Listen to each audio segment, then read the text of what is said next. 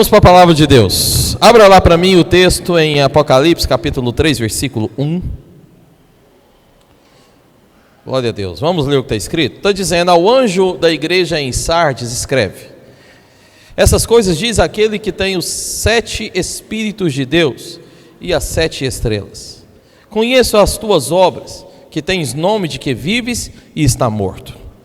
Sê vigilante e consolida o resto que está para morrer, porque não tenho achado íntegras as tuas obras na presença do meu Deus. Lembra-te, pois, do que tens recebido e ouvido, guarda-o e arrepende-te. Portanto, se não vigiares, virei como ladrão, e não conhecerás de modo algum em que hora virei contra ti. Tens, contudo, em Sardes, umas poucas pessoas que não contaminaram as suas vestiduras, e andarão de branco junto comigo, pois são dignas. Vamos ler esse versículo 4 juntos? 1, 2, 3 e... Tens, contudo, em Sardes, umas poucas pessoas que não contaminaram as suas vestiduras, e andarão de branco junto comigo, pois são dignas. 5. Ao vencedor será assim vestido de vestiduras brancas, e de modo nenhum... Não, nós vamos ler junto esse aqui também, porque esse aqui é forte. 3, 1, 2, 3 e... O vencedor será assim vestido de vestiduras brancas, e de modo nenhum apagarei o seu nome do livro da vida. Pelo contrário, confessarei o seu nome diante de meu Pai e dos anjos, e dos seus anjos. Quem tem ouvidos, ouça o que o Espírito diz às igrejas. Feche seus olhos. Senhor Jesus, nessa hora nós oramos, invocamos o teu nome, pedimos ao Senhor, revela-nos a tua palavra. Deus, dá-nos clareza, dá-nos entendimento das verdades do Senhor, que hoje cada um de nós possamos sair daqui, Senhor, claros, possamos sair daqui, Senhor, com revelação no nosso espírito. Senhor, não queremos ver ou ouvir a tua palavra só como um conhecimento histórico. Queremos receber revelação dentro de nós, queremos ser transformados pela sua palavra. Fala conosco hoje, em nome de Jesus. Diga amém. Bom, irmãos, nós estamos falando, para quem não está nos acompanhando todo domingo, mas todo domingo eu estou trazendo para os irmãos uma mensagem a respeito de Apocalipse. Começamos a falar do livro no mês de janeiro, né? Estamos no mês de março e ainda no capítulo 3, graças a Deus, porque nós não temos pressa, nós queremos mesmo absorver a verdade, amém? E nós estávamos falando das 7 igrejas. Os irmãos lembram o nome das 7 igrejas? Começamos a falar da primeira igreja, fala comigo, Éfeso. Depois falamos da segunda igreja, fala comigo, Esmirna. Depois falamos da terceira, fala comigo, Pérgamo. Depois falamos da quarta, fala comigo, Tiatira. Depois estamos agora entrando na quinta, qual? Sardes. No outro domingo nós vamos falar da sexta, Filadélfia. E depois da última, Laodiceia. São 7 igrejas em Apocalipse, estamos falando das 7. Hoje nós estamos em qual igreja, irmãos? Quinta igreja. Qual o nome dela? Sardes. A igreja de Sardes significa, nome Sardes, significa remanescentes. Esse é o nome Sardes, remanescentes. Pode abrir já? Amém. Significa remanescentes.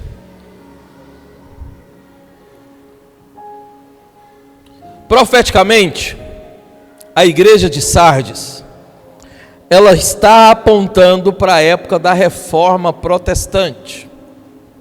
Presta atenção, eu sei que às vezes nós estamos aqui, mas não estamos muito habituados com a história da igreja. Então deixa eu só sintonizar você. Concentra em mim agora. Nenhum de nós viemos da cegonha. Nós nascemos porque Deus sempre teve e sempre vai existir um propósito eterno para nós. Abrindo aspas, estava aqui na aula do curso do CTL sábado. Quem estava comigo na aula do CTL sábado? Na aula do CTL sábado foi uma das aulas profundas que já tivemos. Foi ou não foi, irmãos? Muito profundo. Na aula do CTL sábado nós fomos entender, porque a gente sempre fala, Deus tem um propósito, é ou não é? Só que nós fomos entender que propósito é esse. Eu falo para os irmãos, vem fazer a aula comigo, vocês não vêm. Eu falo para você, venha. Quem não está vindo, está perdendo. Se você quiser mais uma chance, você me procura que eu vou te dar, mas tem que vir. Irmãos do céu, que aula. Que coisa maravilhosa entender o propósito de Deus. E eu estava ensinando para os irmãos, qual é esse propósito eterno, de onde começou, de onde surgiu. Por que é eterno? Estamos falando de tudo.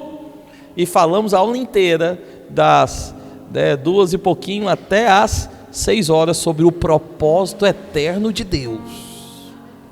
Eu disse que Deus tem um propósito para a sua vida. Fala para o seu irmão, Deus tem um propósito para a sua vida, meu irmão. Deus tem. Agora, você precisa saber, que propósito é esse, quando começou, qual é. Por isso eu te falo, vem fazer a aula comigo. Amém, dona Judicélio? Judicélio participou da aula só com a minha esposa. Foi uma benção, minha irmã. Ei, tem coisas maiores vindo por aí, irmãos. E a aula, Yara? Foi boa? Nem perguntei. Foi uma benção? Aleluia. Aí tem coisa maior, prepara. Eu estava falando sobre o propósito eterno de Deus. Porque Deus tem um propósito. Ninguém veio da cegonha. Nós nascemos porque Deus sonhou, Deus desejou, Deus quer fazer algo. E a história da igreja, a igreja em si, começou após a morte de Jesus. É impressionante a palavra de Deus. O primeiro homem da Bíblia foi Adão. E Adão, ele teve que morrer. E Deus tirou de uma das suas costelas a sua mulher, Eva. Assim também aconteceu com a igreja. Você sabia que a igreja é considerada noiva de Jesus? Você sabia que profeticamente na Bíblia a mulher representa a igreja, Eva simboliza a igreja e Adão simboliza Cristo? Sabia disso? Porque quando Jesus vem, a Bíblia até fala, Paulo também diz, que ele é o segundo Adão. O primeiro Adão cometeu o erro, levou o mundo à perdição, mas o segundo Adão veio e resolveu tudo, que foi Jesus Cristo. Só que o segundo Adão também morreu. É uma mensagem que eu também vou pregar para os irmãos aqui, as 7 palavras de Jesus na cruz.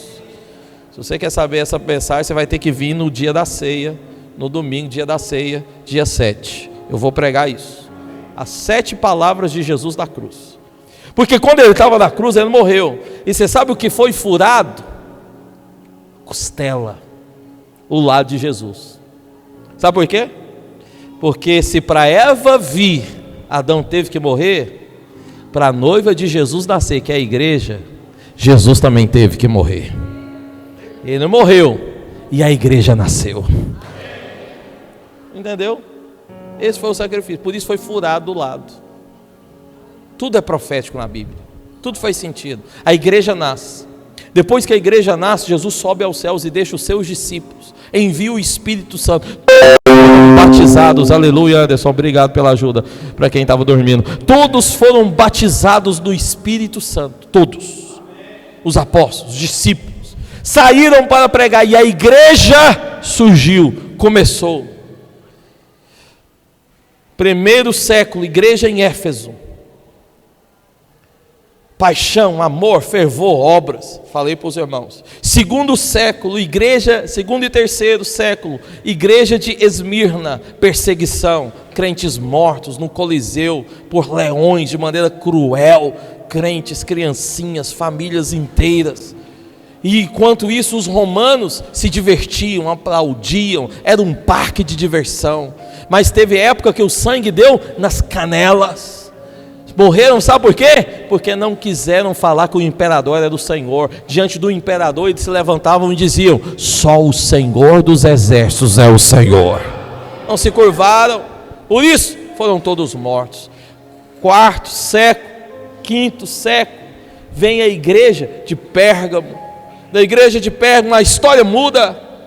ao invés de ser perseguidos, passaram agora a fazer parte do time do imperador. Constantino converte, fazem parte do time, mas o clericalismo entra, a doutrina dos nicolaítas avança, a doutrina lá do homem que a mula falou, meu Jesus, o nome, de Balaão, entra para dentro da igreja. Falei isso para os irmãos, mas depois vem Tiatira. Tiatira já é o auge. Tiatira agora está todo mundo contaminado, todo mundo, sabe, com a cabeça contrária ao que Deus tinha deixado. É onde surge a igreja católica, onde surge Jezabel, onde surge a contaminação, a adoração a ídolos, a mistura, a prostituição. Mas aí chegamos em Sardes. Sardes representa a igreja que ainda vai estar aqui na volta de Jesus. Sardes representa a igreja reformada, que começou lá no 6º, 7º século e está caminhando até hoje. Tanto é que aqui em Sardes mostra que é uma igreja ainda existente hoje, que o Senhor Jesus fala que viria como ladrão. Aqui está falando do arrebatamento. Daqui a pouco eu chego nesse ponto com os irmãos. Mas a igreja de Sardes é uma igreja existente hoje. Mas onde tudo começou, pastor, em Sardes? Tudo começou na Reforma Protestante. O nome mais famoso da Reforma Protestante é o nome, sabe de quem? Martim Lutero. Fala comigo, Martim Lutero. Fala para o seu irmão, Martim Lutero, meu irmão. João Calvino. É da onde vem aí, o ensino dos calvinistas. A João Calvino também, John Cox, também reformador. Começou então a reforma da igreja aqui nesse período. O que é reforma da igreja? Os irmãos compreendem isso? Reforma da igreja? Reforma da igreja foi o seguinte, filho. Esses homens aqui chegaram até mesmo a perder a vida. Eles chegaram até mesmo a ser mortos, porque eles estavam ensinando aquilo que Jesus tinha ensinado, mas havia se perdido durante 6, 7 séculos. Jesus havia transmitido, os apóstolos haviam transmitido e ensinado o que? A revelação da justificação pela fé, o sacerdócio universal de todo crente e o livre acesso à palavra de Deus. Isso não existia mais, tinha se acabado. Mas esses reformadores entraram. Lutero mesmo foi usado por Deus para transcrever a palavra do original grego, hebraico, para o alemão. O alemão foi a primeira língua na qual a palavra de Deus foi escrita e chegou até acesso às pessoas, porque as pessoas não tinham mais acesso à palavra de Deus. Os crentes não tinham mais acesso às verdades da palavra de Deus. Aí Martim Lutero, Deus o levanta como esse reformador, como esse tradutor da Bíblia. Ele chegou a ser morto por causa disso. Foi acusado várias vezes. Antes de morrer, teve várias tentativas de o enforcar, porque ele estava só querendo traduzir a Bíblia, para que outros pudessem ter acesso. Assim como acontece em um monte de país hoje em dia, que ninguém pode ler a Bíblia, ninguém pode ter acesso à palavra de Deus. Sim, China é um desses, Paquistão, um monte de país. Se tiver uma reunião como essa, que lá todos morrem. Lá no Paquistão mesmo, teve um pastor nosso, da nossa igreja, que está lá pastoreando escondido. Mas ele chegou um dia para a reunião e os paquistaneses descobriram que ali era uma reunião de crentes. Sabe o que fizeram? Explodiram um prédio com todo mundo dentro. Ele ficou em coma durante alguns meses. Graças a Deus se recuperou. Tivemos que tirar ele de lá, porque senão iria morrer, já estava marcado. Isso acontece ainda hoje. E esses reformadores aqui também morreram, porque quiseram transmitir a verdade da palavra de Deus. O homem estava corrompido, quiseram transmitir. Daqui então surgiu a igreja, aquela igreja que nós chamamos de igreja tradicional, de igreja doutrinária, ou de igreja reformada. Então, aí surgiram as doutrinas, o ensino entre doutrinas que foram colocadas durante a igreja. Olha, vou te falar algo. A doutrina da reforma é a doutrina mais exata que existe. Só tem um problema nessa reforma. Qual é o problema? Coloca lá, Anderson, para mim, o texto de Apocalipse capítulo 3, versículo 1. Aqui é o problema. Capítulo 3, versículo 1, o Senhor está dizendo: essas coisas diz aquele que tem o que, irmãos? 7 quantos? 7 quantas? 7 Espíritos de Deus. Deus tem 7 Espíritos? Deus tem 7 Espíritos, irmãos? Não. Mas aqui no texto está falando que o Senhor se apresentou para essa igreja como aquele que tem o quê? 7 Espíritos. Depois, como aquele que tem o quê? 7 estrelas na mão. E ele faz o quê? Ele conhece as obras. Ele tem os 7 Espíritos. Vai lá para Apocalipse, capítulo 1, versículo 20. Eu vou te explicar. Apocalipse 1, 20. Ok.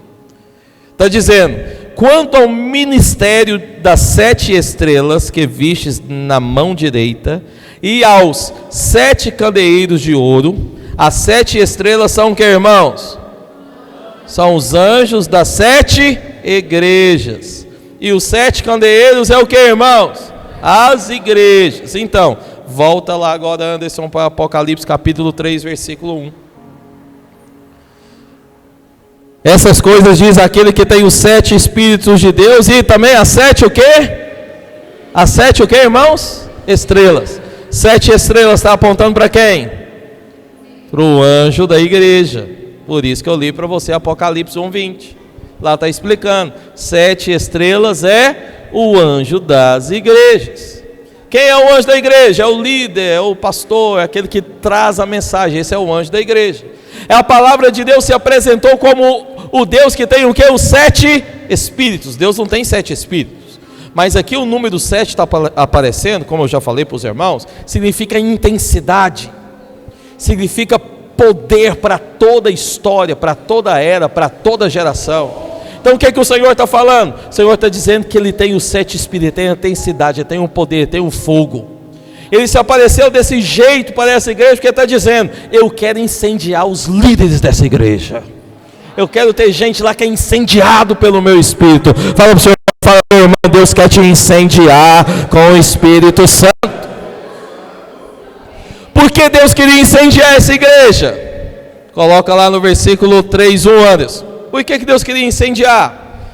Porque o Senhor diz: eu conheço as tuas obras. Você tem nome de que vive, mas está o quê? Você entendeu? A igreja só tinha nome, não tinha realidade. Esse é o problema das igrejas reformadas, doutrinárias. Eles prezam demais pela doutrina. Eles querem uma vida correta. Amém por isso ou não, irmãos? Eu estou falando que você tem que viver uma vida errada? Não estou dizendo isso. Eu estou dizendo que o problema é que querem uma vida correta, mas não querem um relacionamento aquecido, fervoroso com o dono da igreja. Está entendendo?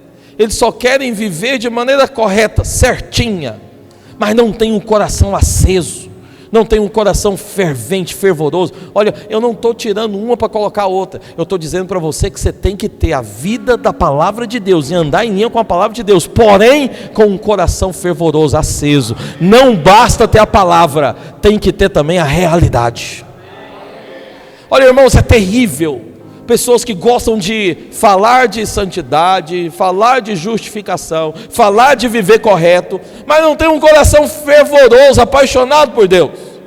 Ele só está ali para cumprir uma regra, só está ali para cumprir um ritual. Ritual muda o que na sua vida, filho? O ritual de vir aqui, sentar nessa cadeira e ir embora, vai mudar o que? Se você não tiver um coração apaixonado por Deus, se na hora do louvor você não cantar com fervor, com paixão, o que adianta vir ao culto se não buscar a Deus, se não tocar em Deus, se não receber de Deus, se não sair daqui mergulhado da presença de Deus? O que adianta isso? Resolver o que na sua vida?